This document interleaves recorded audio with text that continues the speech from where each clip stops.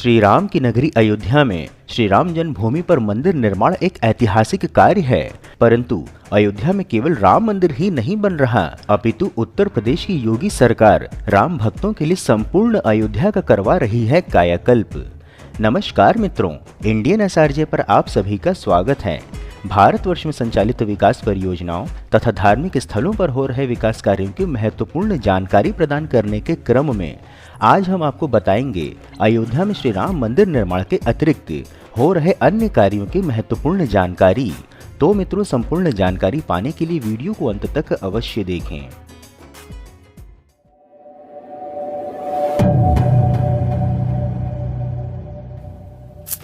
मित्रों, जैसा कि हम सभी जानते हैं कि अयोध्या में श्री राम जन्मभूमि पर मंदिर का निर्माण कार्य तीव्र गति से संचालित है तथा अब तक यह 40% से अधिक पूर्ण भी हो चुका है, जिसकी की जानकारी हम आपको समय समय पर देते रहते हैं। परंतु राम मंदिर के अतिरिक्त और भी बहुत कार्य हो रहे हैं, जिसमें से कुछ आज हम आपको बताने जा रहे हैं।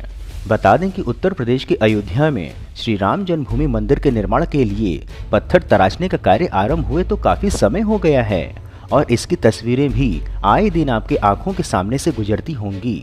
परंतु पहली बार अयोध्या में बनने वाले श्री राम जन्मभूमि मंदिर परिसर में लगने वाली मूर्तियों की भी तस्वीरें सामने आई हैं। जैसा कि मंदिर ट्रस्ट की ओर से बताया गया है कि मंदिर 2024 में जनवरी तक दर्शनार्थियों के लिए खोल दिया जाएगा, तो उसमें ये मूर्तियां श्री रामचंद्र के जीवन काल के आरंभ से लेकर उनके राज्याभिषेक तक सब कुछ आपको बताएंगी। बता दें कि अयोध्या में राम भक्तों के लिए सबसे अच्छा समाचार यह है कि गर्भगृह में बनने वाले श्री राम मंदिर के राम कुंज में लगने वाली मूर्तियों के निर्माण का कार्य भी लगभग पूरा हो गया है। अधिक जानकारी हेतु बता दें कि आज से लगभग 8 वर्ष पूर्व इन मूर्तियों के निर्माण का कार्य अयोध्या के श्री राम कारसेवकपुरम में आरंभ हुआ था। यह मूर्तियां सीमेंट, सरिया और कंक्रीट के मिश्रण से बनाई जा रही हैं।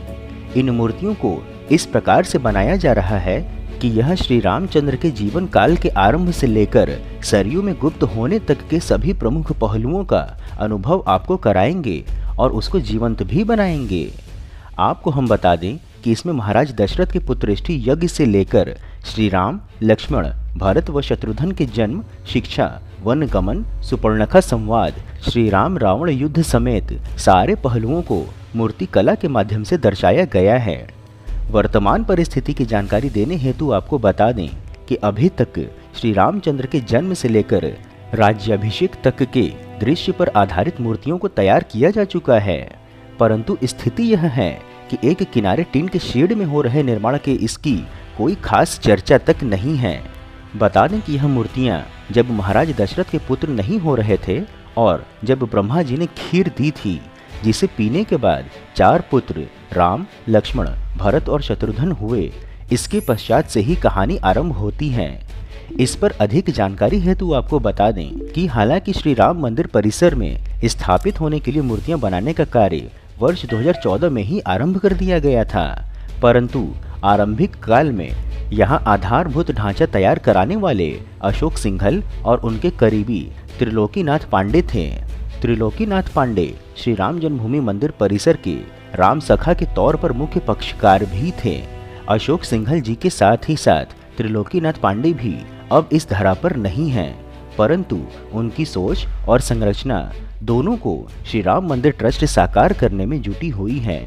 बता दें कि इन मूर्तियों को स्थापित करने के पश्चात इसके पीछे इससे संबंधित पेंटिंग भी की जाएगी और रामचरितमानस में इसके संदर्भ में लिखी चौपाइयों को भी अंकित किया जाएगा।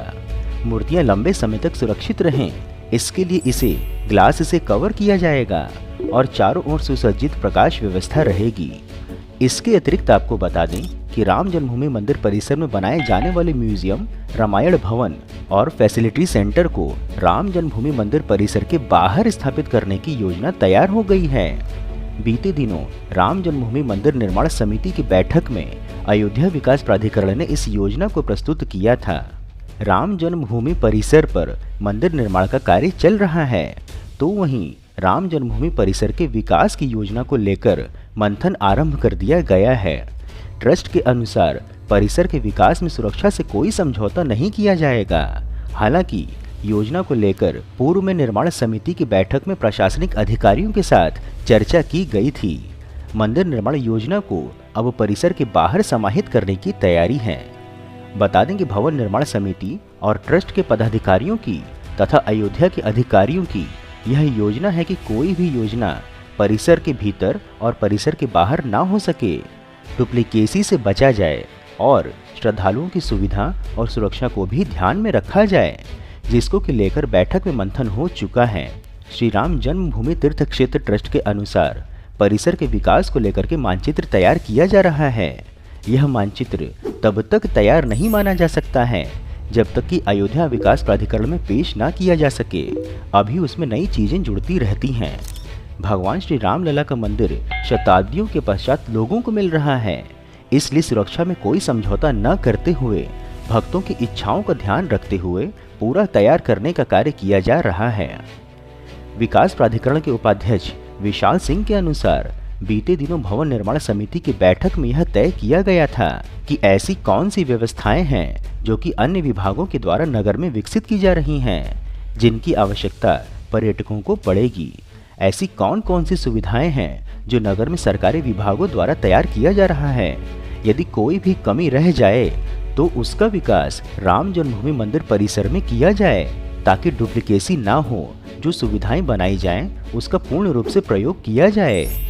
बता दें कि auditorium, museum, tourist facilitation centre, audio visual guide system, Ramayan कालीन प्रसंग व कन्वेंशन सेंटर, इन सभी चीजों को बाहर विकसित किया जाना है। सरकार की परियोजना से जनता को परिचित भी करवाना है, ताकि राम जन्मभूमि परिसर के अंदर इनको विकसित करने की आवश्यकता ना पड़े।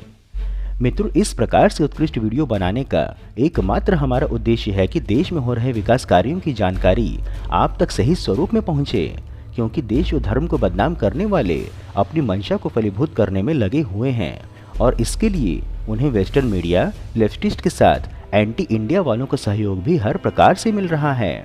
परंतु हम यह सभी कार्य केवल और केवल अपने दम पर स्वेच्छा से कर रहे हैं, इसलिए आपका सहयोग व समर्थन अत्यंत आवश्यक है।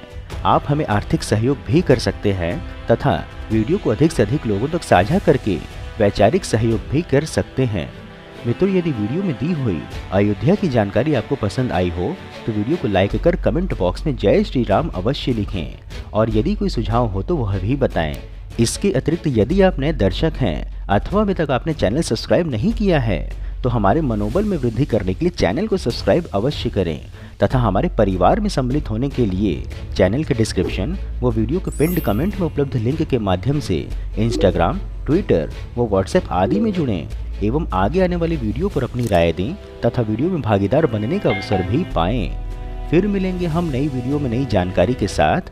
तब तक के लिए जय हिंद, जय श्री राम।